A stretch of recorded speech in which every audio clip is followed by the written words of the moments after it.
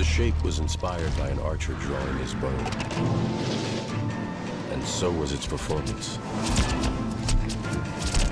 The 556 horsepower Cadillac CTS V Coupe.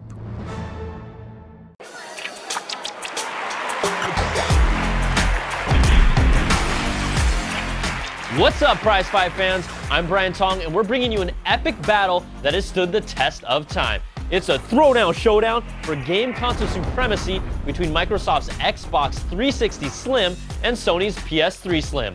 Our judges for this fight are CNET Senior Associate Editor Scott "The Bottom Line" Stein, Associate Editor Jeff "Never Backs Down" Bacalar, and you know who, Ring-a-ling-a-ding-tong. We'll take all three judges' blind scores and average them out to the nearest 10th. The final prize fight score will be an average of all rounds using the same decimal system.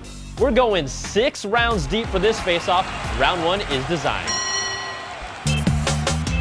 Both consoles are bringing their slim and svelte streamlined designs to the prize fight ring. The Xbox 360 is sleeker, slimmer, and improved in every way over the original. We like the glossy piano black finish and its new edgy style, but you still have that sizable AC adapter. The PS3 Slim is the sleeker of the two and more travel-friendly, but its matte finish takes away some of the sexy, and it still kind of resembles a George Foreman grill, and it feels a lot more generic compared to the new Xbox Slim.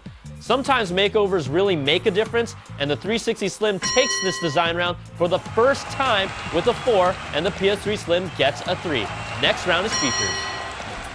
The standard Xbox 360 Slim rocks a larger 250 gig hard drive, finally brings built-in Wi-Fi, you'll get HDMI and wireless controls, but its proprietary hard drive is still a head-scratcher.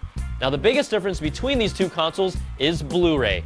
The PS3 Slim has been rated one of CNET's top Blu-ray players, and it's now a real advantage. Plus, you also have a user-replaceable hard drive.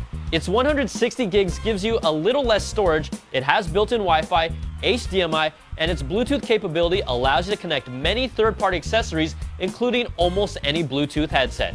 Plus, the system is already 3D ready for movies and games through software updates. The PS3 throws its first haymaker with a perfect 5, and the Xbox 360 gets a 3.7. So after averaging 2 rounds, Sony leads by 1/10 of a point, but there is plenty of fight left. Round 3 is online services. Microsoft's Xbox Live service is the gold standard for online gaming on a console.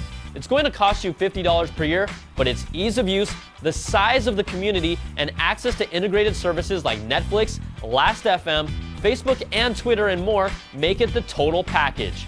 Sony's PlayStation Network is absolutely free, and you really have to give them credit for that, but it's not nearly as developed, and after all this time, I'm still waiting for cross-game chatting. PlayStation Plus is a new $50 annual service, but you're really paying for exclusive content instead of new online features. Using Netflix still requires a disc, its built-in web browser does allow you to watch YouTube content, and PlayStation Home still isn't a place where I spend my time. Microsoft strikes back with a perfect 5 of its own, and Sony gets a 3.3. Round 4 is up next, and it's the only reason we're all here, for the game. Both consoles are packed with franchise titles that each side wishes they could have. The 360 can brag about the bloody battlefields of Gears of War, the unlimited adventure that is Fable, and the world of Halo and Master Chief, but it's lost some of its momentum. The PS3 arguably boasts a stronger and more diverse exclusive franchise library with their modern-day Indiana Jones in the Uncharted series, God of War's epic story and scale, Little Big Planet's creative community, Heavy Rain's unique control system, and so many more. Now, when it comes down to downloadable games, the Xbox Live Arcade has a much deeper and diverse library of games from the past, and it continues to release awesome new exclusives like Limbo. The PlayStation Network isn't on the same level with its downloadable game library, but it can still hold its own with offerings like Flower, but there just aren't enough of them. You can still play most of your original Xbox titles on the 360 Slim, but backwards compatibility on the PS3 Slim is non-existent. Both consoles have games that make each one just as drool-worthy as the other, and the judges call this round a tie at 4 points apiece. So after 4 rounds, the Xbox has taken control, leading by 4/10 of a point, but we've still got 2 more to go. Round 5 is graphics performance. The 360 Elite and PS3 both have titles that showcase their graphical prowess. Even if it's subtle, the 360 Slim has shown to have a slight advantage when comparing the same third-party titles, but then, when it comes to console-exclusive titles, the PS3 really flexes its technical muscle. Now, Jeff and Scott called this round even, but if we're talking about the best graphics available, why don't you sit down and play God of War 3 or Uncharted 2 and show me an Xbox game that can best them? The PS3 gets a slight edge with a 4.3, and the Xbox gets a 4. Now, this is still anyone's prize fight. The sixth and final round that decides it all is value.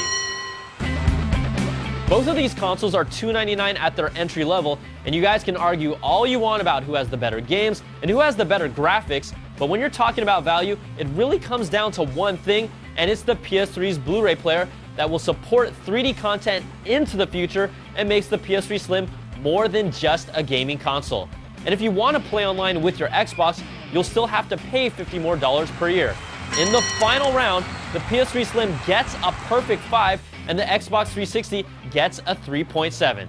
So let's average out the scores for all 6 rounds, and after a back-and-forth battle where both sides held the lead, we are tied at 4.1 points apiece. Now, you know, we can't walk away like this, and this prize fight has to have a winner, so we're going to break this down by hundredths of a point. So do the math for yourselves, people, but after a 6-round throwdown, the Sony PS3 Slim holds on with a 4.10 to 4.06 in the closest prize fight in CNET history and is your prize fight winner. You can't go wrong with either of these consoles, and if you're lucky enough, get both of them. But Sony's Blu-ray player that used to seem like a gimmick in the past is now the difference maker. I'm Brian Tong, thanks for watching, and we'll catch you guys next time for another prize fight.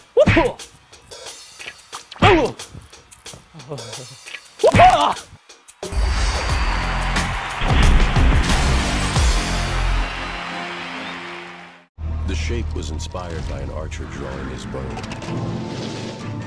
And so was its performance. The 556 horsepower Cadillac CTS V Coupe.